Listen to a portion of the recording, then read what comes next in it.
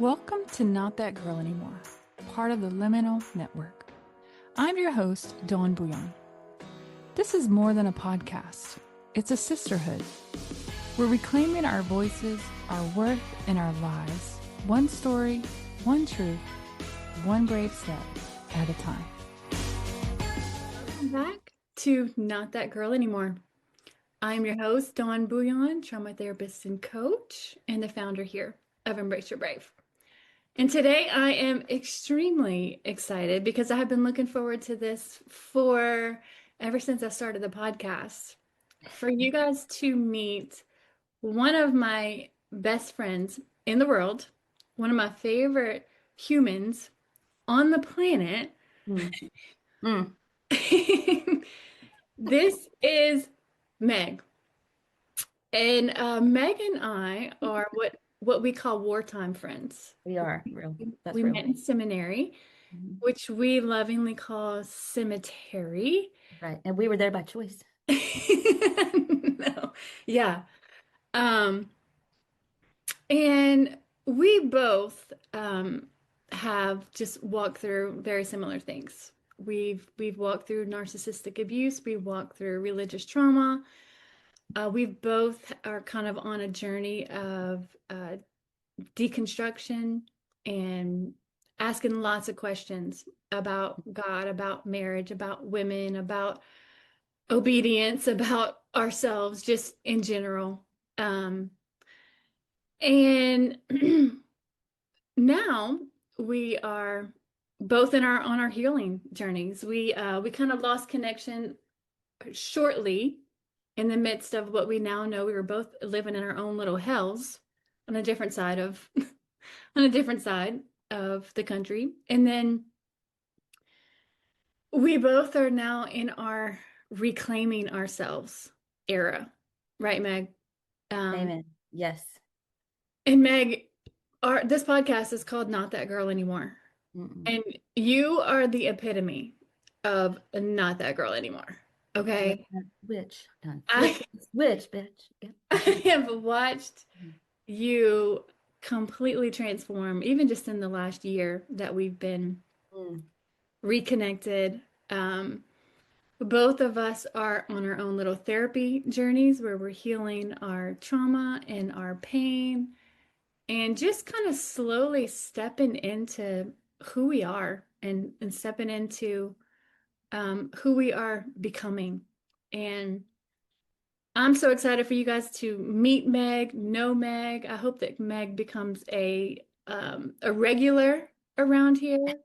She's hilarious, but she's also light and love and one of the purest souls that I know. And so, Meg, welcome to Not That Girl Anymore. So glad to have you here. We're killing it. Basically, we're killing it. Girl, your hair look good too, by the way. Like it. Like it. Look good. Really good.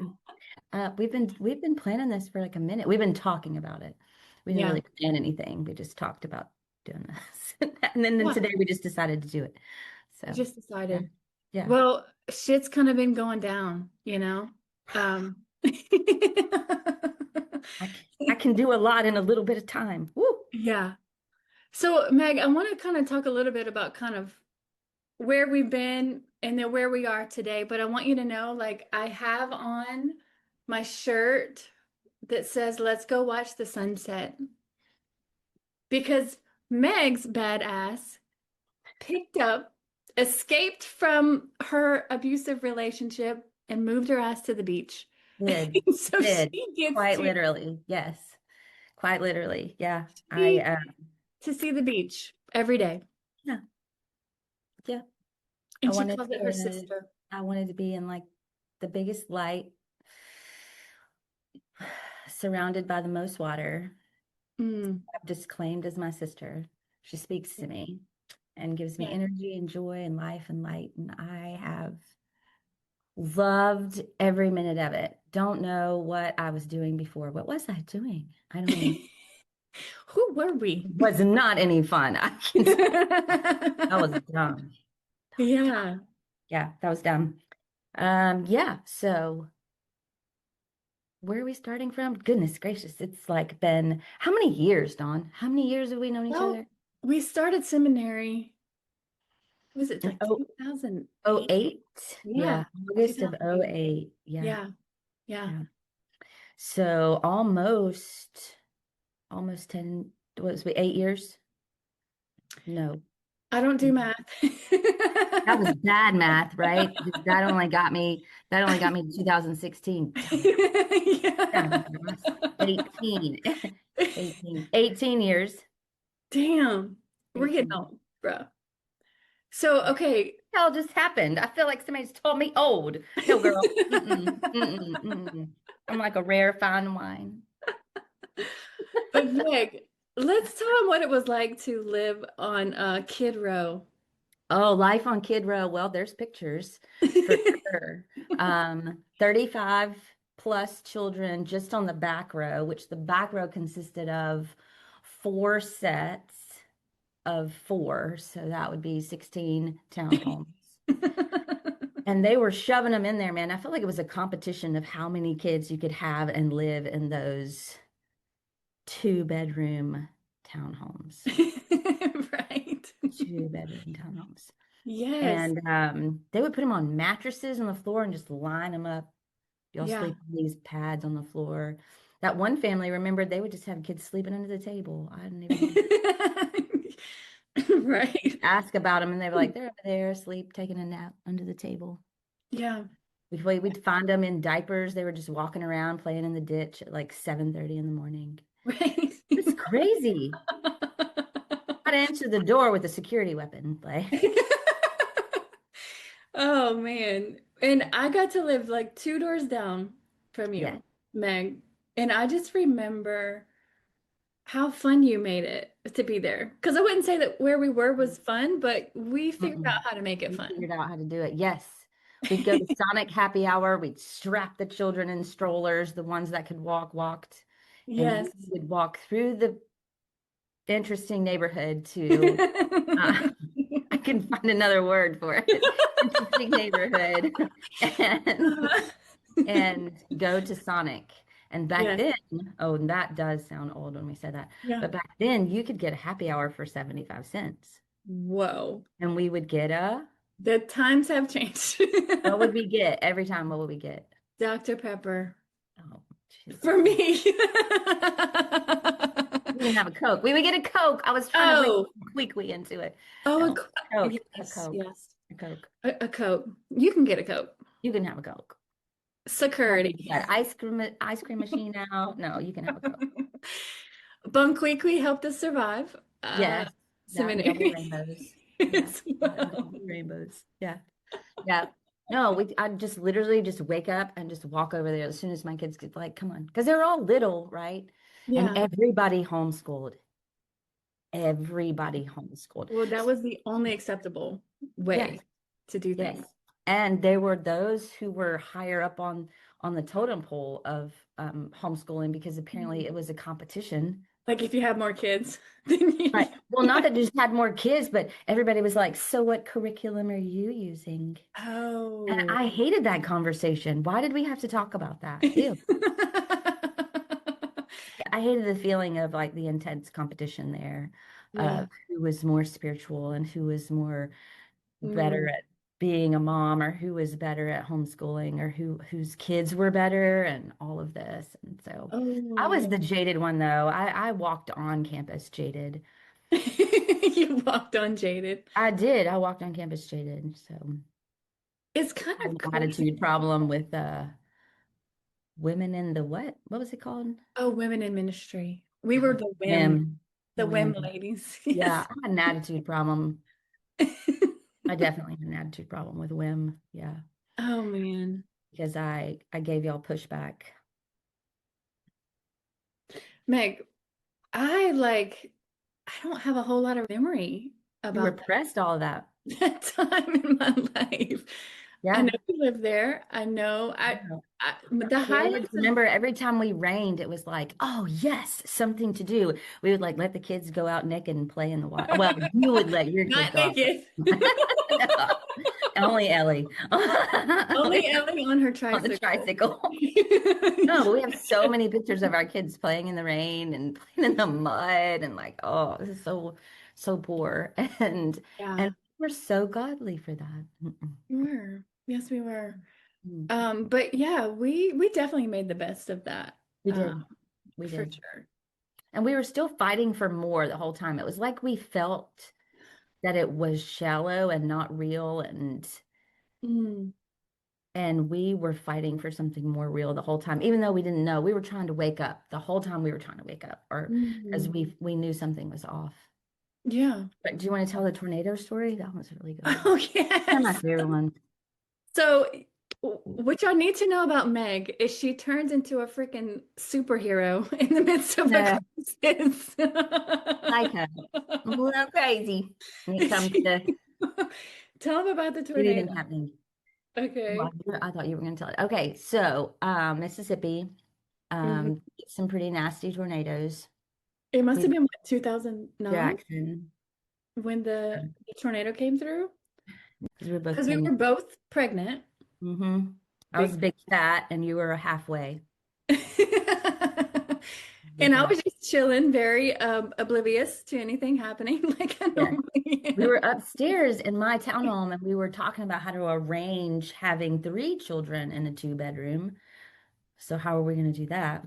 And Mm. so we were trying to Eight figure that condos out. with 2 bedroom? I don't remember Was it that. 2 or 3? I don't know. I can't remember. I don't either. But anyway, we were trying to figure out where to put the baby and how to have like a nursery situation. And I look out the window and like the trees are just, and I was that weird color. And I was like, oh, and then you felt the townhome kind of shift a little bit because they were old, real janky, and the Yeah. lights flickered. And I just remember grabbing your pregnant ass and like pushing you down the stairs and told you to get in the half bath. And I shoved all the children. How many was there? 5, 4, 6, 6 children. Yeah. You, 6 children. And I was like, get from the toilet, hold on to the pipes, get under the sink. And then for some crazy reason, I was like, I forgot to lock the door. You went and locked the door. Yeah. Keep the tornado out. Okay. When I went and I looked out the window and I locked the door, and this big, huge, like solid wood swing set thing that the neighbors had just goes from them by, and I was like, I got to get in the half bath. So I got to get in the half bath. This is not good. Oh, man. And then just like that, it was over, and we were barricaded in, and Things with our nowhere to husbands go. were at the school, and so they had no clue what was going on. Uh-huh. And we were there with all the children barricaded in by the tornado. And the kids and I were praying in the bathroom. I do Yes, remember that. right. Just say your Bible verses that you were Just taught. like, Do it. save Do it. us, Lord. To Jesus. To listen to Yes. Jesus. And you were saving us in Yeah, the and mommy's gonna say bad words. You pray. Mommy says bad words. That was wild though, because the tornado like skipped over like our townhome and like hit the ones on the back Yes. row. Well, no, it hit it hit the side. So that's just right Oh, beside us. Remember, yeah, it so that was like on the end of raked the ours. side. Yeah, raked the side of us, and then jumped over the middle part, and then took out all the front row.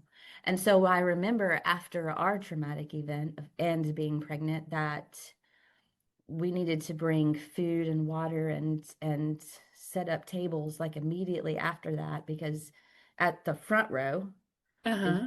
we were helping all of those women and their kids and people up there. Mm, yeah. That was like a real like disaster emergency that we were. It was because emergency couldn't get in there. Nobody could get in there. Yeah, yeah. We had to just do it, which was fine. And I remember Ella down the street saying So the potato took my blip blop or flip something. flop. The tomato Yeah. bit my flip flop. He took a They, blip flop. they thought it was great. I mean, there was like something exciting happening, so they thought it was great. And we were Yeah. like, "It's died." Well, and to this day, Meg, I am terrified of tornadoes. I will I'm be not the a huge girl fan. in I'm the not a huge closet. Yeah, I'm not a huge fan. I don't know if I'd go to the closet, but I'm not a huge fan. Yeah. Still don't have bath over there. But yeah, that Yeah. was a fun moment. We would take care of these children all day long. Yeah. It's really We no were very money much and single. no, yeah, we were single mom in it. And then the husbands would come home. Oh, my favorite was when they would go to it makes my blood boil just even thinking about it. Uh-huh. When they would go to deer camp. Oh, yeah. Say more. It drains the life from my soul to even think that I was like, yeah, do that. But so we're there every day while they're off just reading books and Hmm. listening to people talk. And we're trying to like make ends meet and grocery shop and take care of children in a cardboard box and let them play on the rock box and a Yeah. swing set and a pool that was about an 8x8 during the summer. And Yeah. and it sounds fun. I know you guys are like, oh, it's so fun. But it was kind of not like it was Kind of we would not. sit out on the swing. I vividly remember walking outside, just done, just like I'm done. Yeah. And Don't Dawn look walked at me. about the Don't same look time. Yeah, Dawn walks out about the same time, and I'm like, "Don't look at me and don't talk to at me." I mean, me. we live like this far apart. Yeah. Okay, Yes. there was no privacy at this Two place, doors down. and so there's zero privacy, and so Hmm. you would walk out just to breathe, and other people would be outside, and you were like, "Damn it." Um, just want to say a cuss word in private. I don't have to be sad that somebody else heard me say Yes. it. Yeah. And so it was very constraining. But Mm. I remember the guys got involved in this, I guess, therapy, counseling group, something, where they Mm. talked about their feelings because they were so, they had trauma, their trauma egg. Oh, yeah. Yeah. But not us. Like we didn't need any Mm. help. We were good. We were We were good. home cooking and cleaning, and we had what do you do all day? Oh, I love that question. What do you do all day? So What they do you would do? go off, and it wasn't just like a couple of nights. They would go to Montana Yeah. for like 10 days, 10 to Mhm. 14 days, something like that. Yeah. And do you know that trip always landed on my birthday? So I missed every birthday for That trip always landed on my nerves, like hard, like hard on my nerves. Yeah. But at the same time, I was kind of glad to be rid of him because he just pissed me off a lot. So Yeah. Yeah. One of the things that kind of hurt me about that is all those extravagant trips he took. He never took me. no, no, we We didn't get never to go to took a any. trip like Didn't that. get to go. We were supposed to be grateful that we got to go see our families. Yeah. I remember, oh, we get to go out of town to see our family. Yeah. That, Yeah. I didn't even realize how like unequal that was. yeah, no, no, Because we were taught to be grateful. We're just yeah, supposed to be grateful. Our husbands are doing these great and things. and don't ask questions and Yeah. submit, be submissive. And look, bad things happened on those deer camp trips. Okay, though it's not like they came back these glorious husbands. No, they came back like messed Yeah. up in the head, Yeah. Yeah. bad. I remember one particular trip that was very, very distraught. And it was shortly after that that him and I hit our like major marriage crisis. Oh, I remember. Oh, So it was, yes. And you know what? It's I like, remember telling me not to ask him any questions, and I was like, "That's bullshit." Like, yeah. Yeah. Well, so bad things happened and it never got exposed. And that's one of the things like I'm realizing in the religious systems is there's a lot of covering up. oh, girl, there's a lot, and there's a lot of covering up, and there's a lot of abuse towards women, uh, Yes. and I mean, and children, but of course, but there is a lot of unspoken abuse towards pastors' wives, women in ministry, just women in general. Yeah. Um, I've talked to so many women who have been in a similar situation, and they haven't even been pastors' wives, and that have said, Mm. even if they come to the church and say, I'm having problems with my husband being abusive, whether, psychologically, emotionally, or physically abusive, they are all like, well, do you have any proof? Mm. The, the burden of I'm here, I'm present, I'm sitting in this seat. What do yeah. I have to gain by And true. destroying my marriage by asking for help? Yes. Red flag. Good question. Yeah. Throat punch. Throat Right. punch. Well, Yeah. It was well, bad. yeah. The courage it takes to even say anything in the Yeah. first And they place. knew that. They knew that. They knew that. They know Yeah. it now. They know it now. Like their objective when they start this out is by training you when you're younger, right? But then Hmm. as you go, there's always the talk of like submitting and being a godly wife. Jimmy books I've read on being a godly wife and how many Yeah. people have heard talk about being a godly wife. Do you know, I've never once heard anybody say, do you know how to love yourself? Yeah. Do you know how much God loves you? And then do you know how to love and accept yourself? Yeah. Because if you can't love yourself, like really, you're not even giving the best version of yourself. Yeah. Yeah. That definitely was not what I learned. No, you didn't learn that you were cherished and loved. God laid down his son's life for you, but also like your husband was supposed, they didn't talk about that, how he's Yeah. supposed to lay down his life for you. Well, he certainly didn't do it. Yeah. He was off getting his high-dollar education so he could make a six-figure salary at a church that didn't care about anything but their reputation of being a high-class society church. Yeah. Yeah. And I don't want any part of it. No, thank you. Yeah. No, So thank you. so we were obviously at seminary or cemetery to because our husbands wanted to be pastors. Mm. But I remember I remember saying one day he came home and I was like, look, I'm not gonna be that wife that's sitting at home married to this pastor who treats me like shit at home, but in front of the church you look like this saint or whatever. There we go.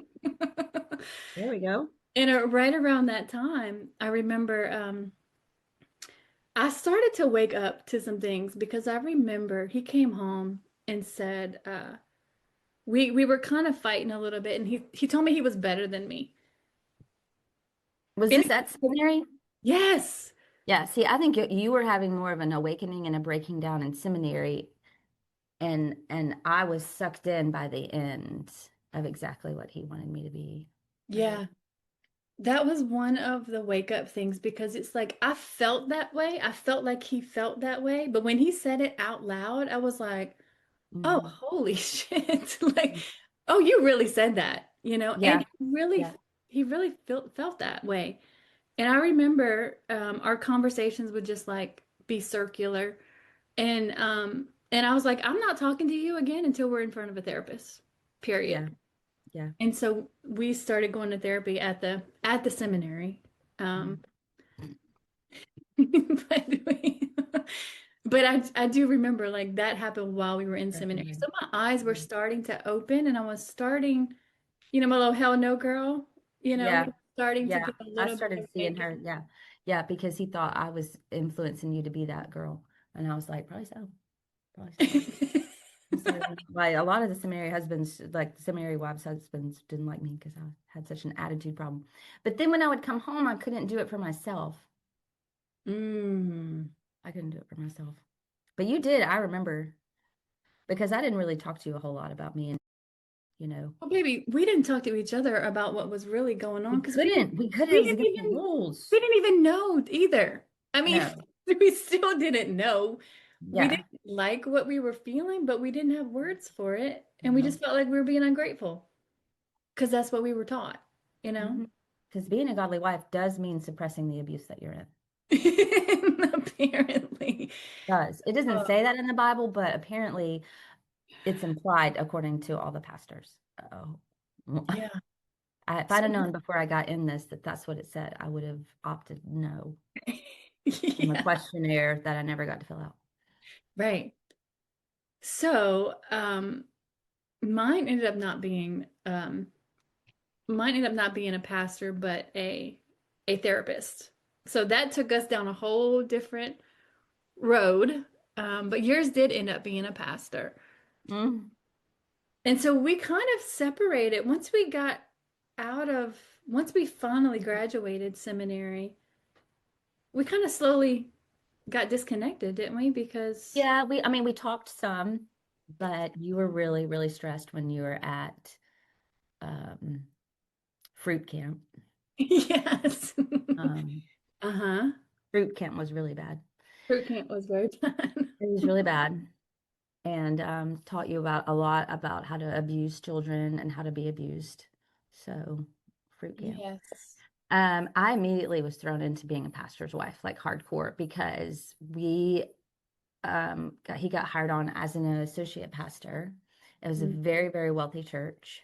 And I don't know if anybody, knows this, but being involved in a very wealthy church is worse than being involved in a non-wealthy church Is it? because it's very uppity. It's very, um, you need to say the right things and present the right way. It was all about presentation Mm, and the outer appearances, and there's a lot of pressure just on your kids, and it doesn't need to be messy, and you don't ever have any problems, and you dress a certain way. And I am like a rebel. I've been a believer since I was 9 years old. Like I loved loving people who were broken and different and who were hard to love. Like I loved that. mm, I mean, the people that I loved on in our church were like handicapped people and single moms and mm, people who didn't have it together and needed to hear that it was okay that they didn't have it together. And that was a no-no. So I ended up being not liked mm. um, by the men. Um, but it was really who just got out of control, like the very minute we got there. Really? It was just like seeing a complete, like a switch, just maybe the lights were always there and I just noticed them when we got there. But the kids started going. I wasn't, we weren't, didn't want to home, we weren't going to homeschool because the church had a school. And so the kids were immediately in school.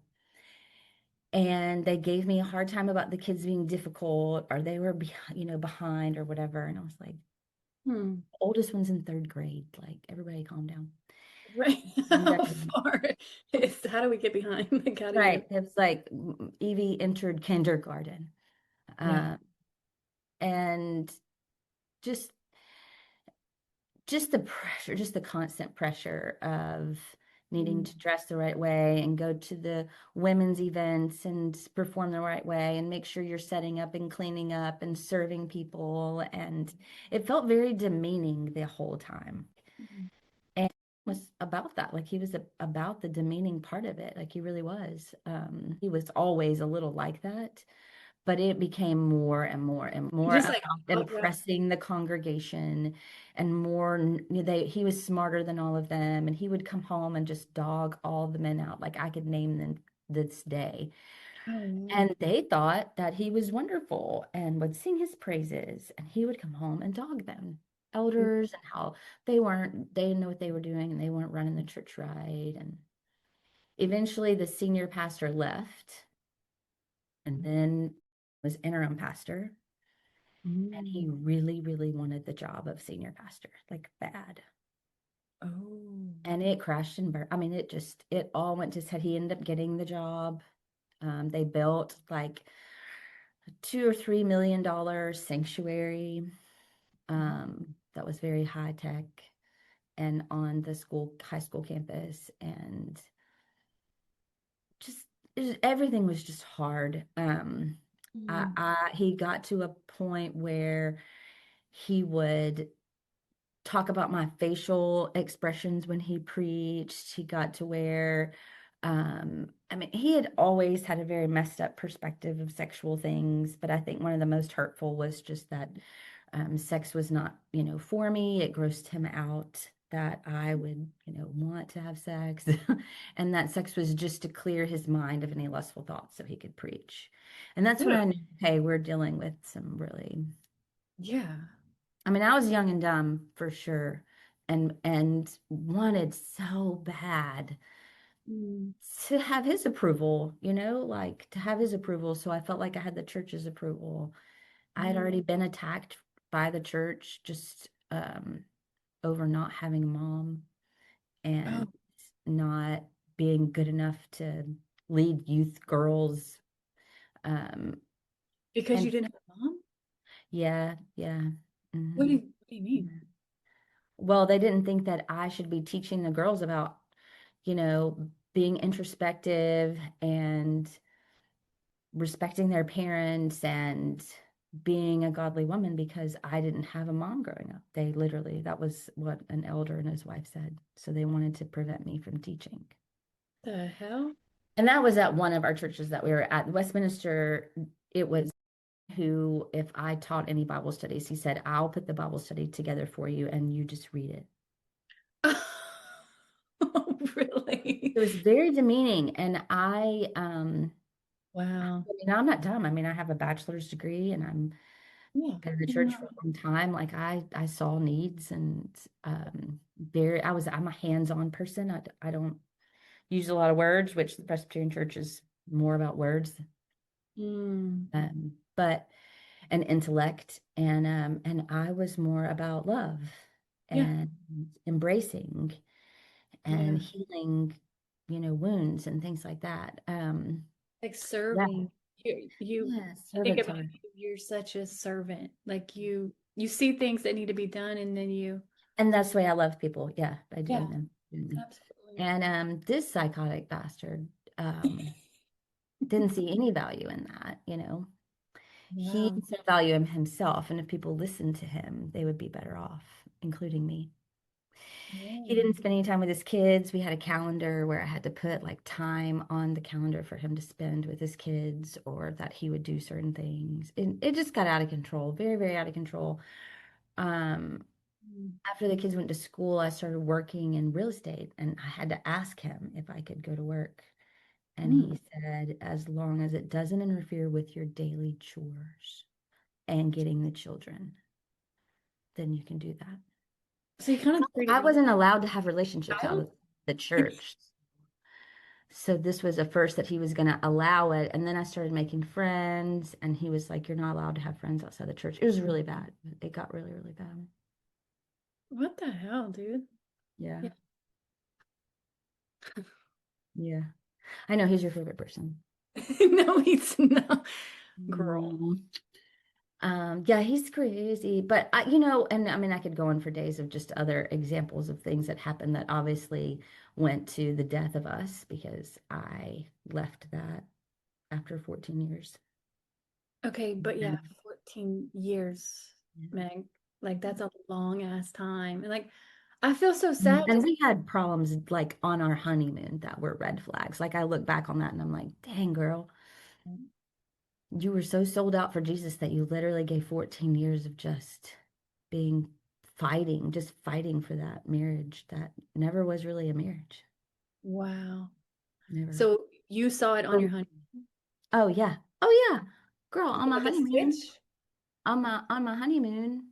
Yeah, I was a virgin when I got married, and he was Hmm. not. Hmm. No judgment. Yeah. I didn't have any problems with that. But as soon as I had gotten really car sick.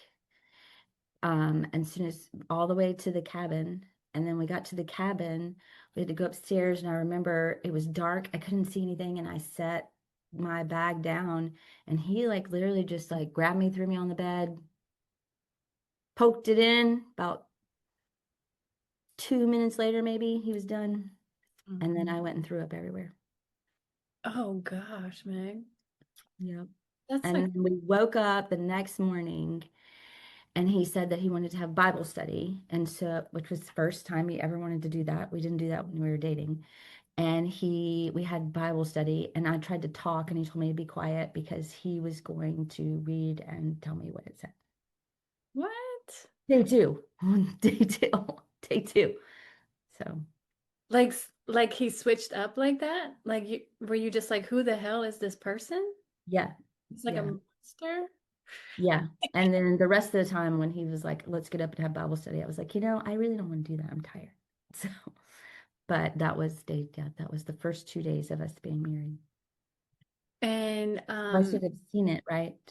Just dumb girl didn't see it. you I think you told me you had to read some of the Doug Wilson, Yeah. One of his his on marriage stuff marriage. or Yeah, his marriage ones. Yeah. The one that talks about what marriage is for, and it's for procreation, and you're not supposed to be on birth control. And if you didn't want to procreate and have children, then you shouldn't have gotten married. And so 3 months into the marriage, I was pregnant. Because 3 months into the marriage, we read this book, and then 3 weeks later, after reading the book, I was pregnant. Apparently, I'm fertile myrtle over here. So, yeah, so we had Golly, kid. man, it just kind of breaks my heart because you didn't really even have a say in anything. I mean, you're just kind of being used here. Yeah, yeah. But I mean, having that baby kind of saved me from self-destruction anyway. Kept Okay. me in the marriage and kept me in the marriage. But Okay. Asher was such a gift. So Yeah. he I, is such a gift. I know. I'm so thankful for our kids, man. They're so amazing. That man right there. You don't mess with me and you don't mess with his sisters. He'll get you, huh? He'll just ask you where and when. Yeah. And Yeah. when. That's awesome. Yeah, he's a good guy. Damn. So there were some signs early on, it sounds like. A couple. It's not like I didn't see them. I Yeah. saw them. We had big fights. You know, it was always he was going to get better. It's going to get better. I can remember being told 100 times, oh, it'll be better when this happens. It'll be better when this happens. It'll be better. And it didn't get better. It just escalated and escalated and escalated because when somebody tells you it's going to get better, it just means when you shut the hell up. Oh, yeah. Like, Yeah. that's just their way of saying, shut the hell up. You're not going anywhere, you Yeah. know, and you'll eventually get over it. Yeah. It doesn't mean that anything is going to change. It just means hopefully in time you'll become numb to it. And Mm. I couldn't. The sexual abuse and the demeaning behavior, and then it turned towards my kids, Mm. Asher, and he was jealous of the children. That was a big deal. Oh, yeah. Yeah, there's a Jealous of any accomplishment that I had. Mhm. Hated me being accomplishing anything. Hated it. Yeah. So the better you got, the more of a threat you became. Yeah, yeah, The smarter you became, the more independent you became. yeah. But let me tell you, if you ever decide like you've had enough and you actually get brazen enough to say, you know what, I'm walking away from this human, Hmm. and you're divorcing a pastor or you're divorcing somebody in the church, you just get, if you're in at least in the Presbyterian church, I can attest to, you better get ready. Wow. You better get ready. What Because happened? hell on wheels, like I look back at that and go, what the fuck? That was like, I'm pretty sure I just lived out some biblical days right there. Like, Oh that. God. Like he had told me not to talk to anybody in the church about us. First of all, he quit his job without telling me Mm. after he was on sabbatical, and then told me that I had no choice in the decision that we were packing up our kids and moving to Mississippi. And I was like, that's not going to work for me. You don't get to tell me that I have no choice. Oh wow. And so he was like, well, I'm going and you have no choice. And I was like, well, I have a choice. I talked to an attorney. I have a choice. Yeah. Um, but in all of that, when we decided to end our marriage, he was like, well, just as we're going through this, don't talk to the elders because I don't want it to affect, me getting another job or whatever. And I was like, okay. Oh, keep the secret, huh? Yes, but he did not. So he went around to all the elders and deacons in the church and told them that I dressed inappropriately around our son, that I was an alcoholic, that all kinds of things. Uh, Really? yeah, told him that I even had inappropriate underwear. I remember that. Because before I got a job outside the home, I was given like only a certain amount of money. And when you're a mom, you spend what little money you have on your kids. So Um, you had financial abuse too? You only had a certain amount of money that you yeah, could have yeah, in a marriage? yeah, Yeah, that's fucked up. yeah. So when I actually got a job after the kids went to school in real estate, I was really good at it. And so I like first year took everybody to Disney on my dime. We Oh, stayed at some of the nicest places. And yeah, I bought myself some new clothes along with some underwear. Sorry, I like Victoria's Secret.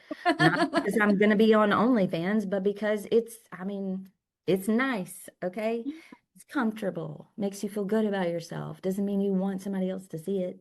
right, right. It's ridiculous, man. Yeah, yeah. But for a person he was sexually threatened, is what it was. And so he tried to submit me. Um, yeah, even when we would have sex, there was some really whacked up stuff that happened, even when we would have sex. And so Ooh.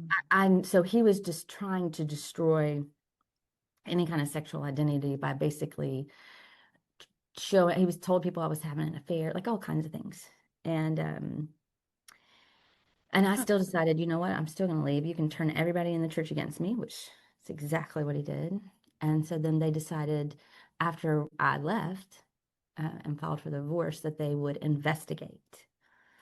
And me being such a good little Christian girl and being broken, just broken, um, because people were so mean to me and wouldn't talk to me, wouldn't ask me any questions. Nobody asked me any questions. They just believed everything that he said. They wouldn't help me. They would help him. Um, Mm. to this day kind of makes me so mad that I was so good to these people and they still to this day have not asked me one question. And they investigated me for like 8 months. Investigated you? Yeah, I would be called to their office. They would ask me a bunch of questions. I would give very intimate details of how he was abusive and all of that. And they would say, well, you don't have any proof of that. And they would investigate him. He's very good with his words. Like if you've ever met a narcissist, like you know, they're very, very good with their words. Right, right, He was trained for 4 years on how to use his words. right, right. So he was very good at it. Mm. And I was transparent, which was part of the problem. Yeah, When you have somebody like me who's transparent, well, they show all their cards. So you're easily defeated. right. And you think you're in an honest environment being, questioned by godly men, but instead you're just giving them all the Every, information they need to hang you with it. yeah, And to beat you up. support to beat me up with it and support the other side, which they were never going to hold him accountable. He was one of them. Wow. And I remember him saying in confidence he didn't know I was in the attic cleaning out the attic because I was moving out. And I heard him tell somebody on the phone, he was like, the only thing that's important to me is I keep my credentials so I can preach. And I was like, wow. Hindsight 2020, that's what they were doing. They were making sure that they built enough of a case against me that his credibility would not be called into question and he could still preach. Oh my gosh, Meg. They got to a point that another elder from another church had to call them and tell them to leave me alone or we were gonna press charges. So I would get called all the time. I mean, you think about that. You're already the vulnerable one. You're a woman. You're Yeah. the victim. You're isolated. You're alone, and all Yeah. of these people in power just, Yeah, but hold up now. Hold yeah. up. That was the facade that we played into. Mm, Because really what it was is that we were powerful and we were the threat and they were trying to eliminate the threat and they yeah. still couldn't. Undefeated 2026, bitches. Right. That's what we know now, right? Undefeated 2026. Yeah, that's what we learned. Oh, Yeah, ain't nobody beat me yet. that's right.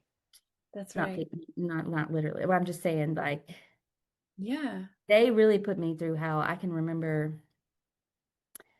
of all the things that I remember out of that. And I remember lots and lots of details of that whole thing. I really wish I could suppress some of it, but I remember lots and lots of details. I remember the women that were a part of that committee investigating me because it was several men and several women that I would have to sit in a room and be questioned. And I can remember them pulling me aside saying, everything you're saying is valid and true, and we believe you, but we can't help you. And you need to go back to your husband. And I was like, What the hell? I'm never going back if that's what this is about. And Yeah. so after they told that to me, the very next meeting, I remember being all like my insides were on fire. Like, I can't believe these Mm. women just said this to me. Yeah. We believe you. We see it, but we can't help you and you need to go back to like it went all over me. Yeah. And so it blew my mind. It just blew my mind. And so they wanted to meet with me again. And I remember thinking, this is the last time I'm going in here. Yeah. Last time. Yeah. I sat in that room and they were all just, I remember this chair, it's right here, and they were all like in a circle around me. And I was sitting right here Mm-hmm. and he had an envelope of papers with him. I was like, envelope of papers, what? The divorce papers? They don't need to see the divorce papers. They're not legal people. Mm-hmm. I remember being irritated about that. And because it was just it was just another way to intimidate. I'm going to bring the legal papers Oh yeah. in front of Oh, everybody. intimidate you. Yeah. And so they asked me, like, Meg, why do you want to leave? They had asked me every single time, and I told them the truth every single time, transparently, like all the things. And Yeah. none of them were ever things like I could prove. That was a big problem. Can't prove it. And he didn't have sex with another woman, so it didn't matter That was the only thing. because that was the only permissible thing. And so I'll take that over psychological abuse any day, which is really what we're talking about here, Yeah. psychological abuse. Seriously. Way more. And watching it happen to my children was even worse. And so I just told him I would rather be the woman at the well than the Pharisee's wife. And that's all I could say. That's what you said? Mhm. Wow. It's kind of If you don't know that analogy, look it up. yeah. Um, Jesus went out of his way for that woman who had been with multiple men. He never condemned her for that. We read into that story, we read condemnation into that story. But he's just telling her to prove that he knows who she is. Yeah. He came there to love her. Yeah. That's it. He came there to love her, not to criticize, judge, condemn, level her up or anything. Just love her, and went out of his way to do it. And and there isn't a story in the Bible about a Pharisee's wife. Jesus never met one. Um, and the Pharisees killed him. So, Yeah. so in the end, and so, I wouldn't want to be a Pharisee's wife. And that was they were very confused by my statement. So I had to explain it to them like I just did. Yeah. And they were very offended Mm. because I was like, I'm calling you guys the Pharisees. Yeah. Draw you picture. Yeah. And they were that made them angry.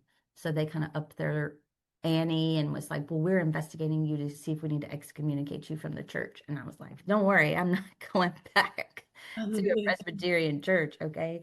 Vote me off the island. No, Yeah. thank you, bitch. Wow. Please.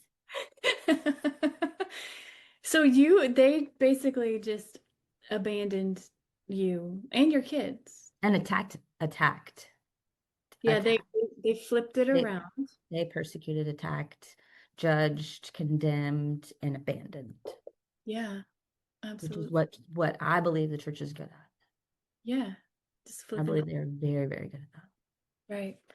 I mean, yeah, you're telling a story that is like told way too often, Yeah. or maybe not told often enough, but it happens way too often um, when we experience abuse and we actually go and get honest about it and ask for help, Hmm. where we actually get more abuse, but Hmm. now from the people that could actually do something about it. Right, right. No, they want the control. They want the control over accountability of their own actions. They want the power and the money over the love and the grace. They want the image over serving Mm. their community or serving people in general. They don't want anything to do with real love and real acceptance. They Yeah. don't. Yeah. They prove me wrong, and I'm going to show you just another poster child of words said and actions not done. Yeah. Because it's just not a safe place anymore. And I didn't build it like that. Yeah. So Absolutely. so just because I'm saying it out loud, like put all your hating comments below. I'm sure I'll read them. Yeah, I've got time for that. But I will say, like, coming on here and talking about it Mm, was never meant to do anything for the people who want to rise up in defense of the church. I'm not talking to you. yeah. Okay. Like, keep clicking, keep scrolling, swipe right, whatever. I don't care. Right. Um, or left or whatever. What is that? Everyone says no. Not a match. We don't match. Right. Whichever one. Because this is really more about like how much we've both been just beat the shit out of. Yeah. Because after that, I went for round two with another guy, but that was a completely different swing the pendulum in the other direction. Mm, But that's for another day. But yeah. just just freeing ourselves from that and then looking back on it and going, we've walked through the whole, oh, I'm disappointed that that was half of my life, or I put Yeah. my kids through that and walking through all of that. Yeah. And just waking up one day realizing I'm just a badass. I mean, I can't help that those people aren't, Yeah. you know. Yeah. What I tell you the other day, like, or somebody asked me, what is your job? And I said, to be amazing. And since I was born, it's to be amazing. I'm so tired of like, Mm, no, I'm gonna live my life out loud. Be out loud. yeah, Be out absolutely. loud. Be the light. Yeah. And, when we first started talking about doing a podcast and stuff, it's like we know that there are so many women out there that were just like us. Yeah, fuck those guys. That's what we say. FTG, baby. FTG. FTG, bro. Put it on a shirt. Hashtag FTG. Yeah. Yeah. It goes with girl or guy. Yeah. FTG. But it's like, when we were caught up in that, we couldn't see that either. You But almost just like giving you permission to matter in these in your know. life in Yeah. general. We were so conditioned not to matter. Yeah. Even when we went into those relationships, they were still a symptom of where we had already been conditioned that we didn't matter in the first place. We had already kind of lost ourselves, so we just fit right into these Yeah. relationships where we don't Well, matter. we grew up in the 90s where they were already like pressing courtship and making you feel condemned for, wanting to just have an honest relationship with another human. And sex was so bad and intimacy was so bad and couldn't even hold hands because then somebody would think that you were being promiscuous. It became such a judgmental thing. Like I can remember dating me and he would sit this far away from me at church. And I was like, bro, you made out with me in the car last night. Like, let's be what's happening right now. And he was like, well, I don't want anybody to get the wrong idea. Oh, the real idea. Yeah, The You don't want right. to get anybody the real idea. Not the wrong, but the real. I'm pretty sure we read I Kissed Dating Goodbye. Yes, girl. Yes, we did. And we have a book burning. We have a book burning. I want to bring that one and everyone that Douglas Wilson, everyone. Yeah, yeah. But purity culture really was the preface to rape Yes. culture. I Did mean, you have a purity ring? It's like, what the hell? well, I don't remember. I know I signed Purity away some of bracelet our or a purity dates thing. ring or, yeah. Yeah, absolutely. And it Yeah. was interesting for me because it was supposed to be like you're owned by your dad, and so your dad is your whatever until you get married and hands you over. And but my dad didn't go to church. He wasn't a part of the cult. Right. That would be great if we could start there, right? But I mean, if your dad doesn't protect you and your dad is just another narcissist controlling Yeah. freako, then, or abusive or neglectful or whatever, then you're left with what? You know, what Yeah. are you left with then? You're starting from an unknown place of being almost. Like now I have to figure out how a guy is supposed to treat me, but I know you're not supposed to touch me before we get married. And Right. I read that book, read that book.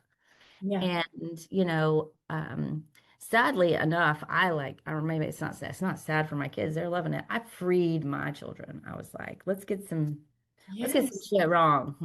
Let's Yeah. get, I want to get some shit wrong. Let's go. Yeah. And my oldest kid, it's like so the way my third born is being raised is very like opposite. We're at the beach, man. Like very opposite of how our brothers and sisters like. Do you remember what you were only allowed to watch certain things Yes. when It's like we were we here have raising lots of them? rules. For some reason, I wouldn't let my kids watch Finding Nemo, and I still Yeah, don't I know still don't know why. why. Still don't know why. Yeah, I still don't know why. Yeah, Um, no, so I wouldn't let many them watch it. No, things. my kids were watching like God Rocks and Angel Wars and Howdy Doody and I- Griffith, the black and white version of Andy. Salty. Did you watch Salty, the We Samuel? didn't get that far with the old salty. They always wanted to come over and watch God Rocks or Angel Wars. They really Yeah. liked Angel Wars. Mm, it's Yeah. crazy. And so then over here watching, or we'd watch game shows or stuff like that. And then over here watching like The Office and The other back. things, Off Campus and Yeah. Yeah.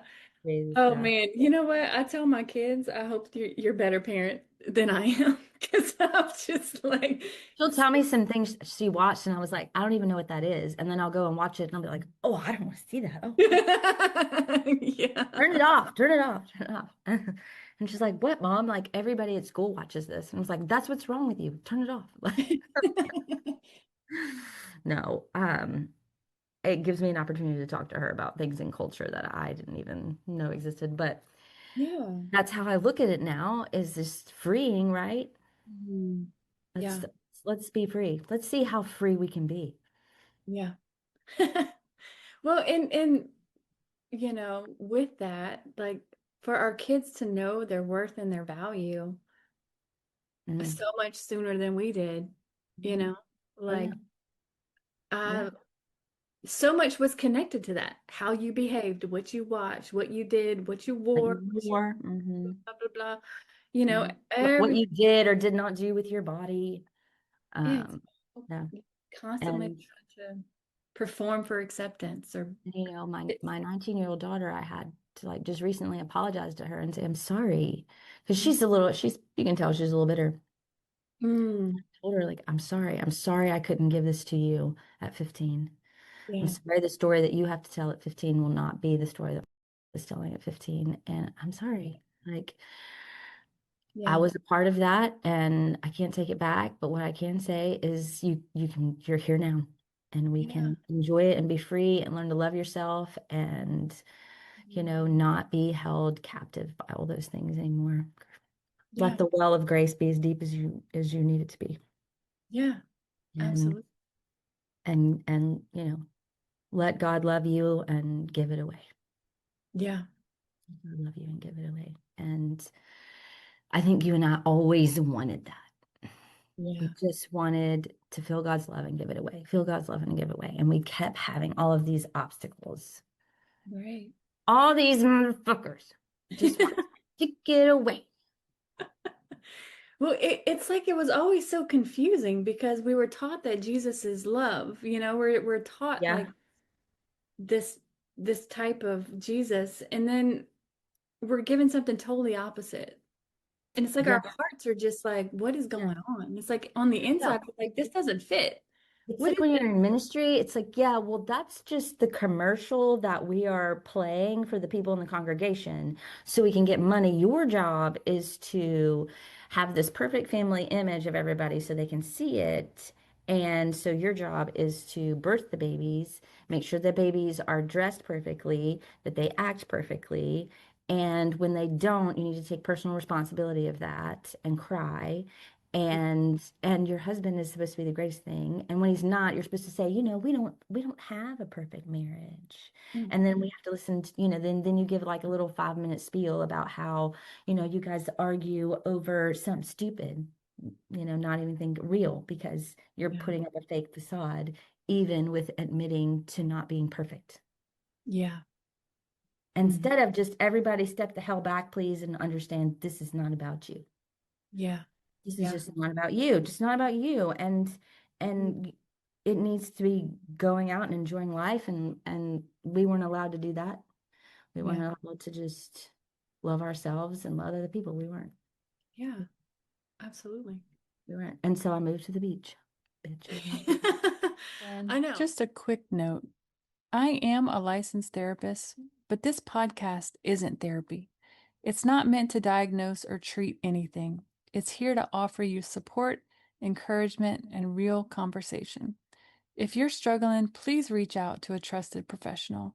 You are not alone, and you are so worthy of healing. Even if your voice shakes, keep using it. Your healing matters. If you're ready to go deeper, you can book a session by clicking the link in the show notes or visiting our website, embraceyourbrave.org, to learn more about our therapy and trauma-informed coaching options. Let's explore how we can walk this journey together. You are not alone. Embrace your brave, sis. You're not that girl anymore.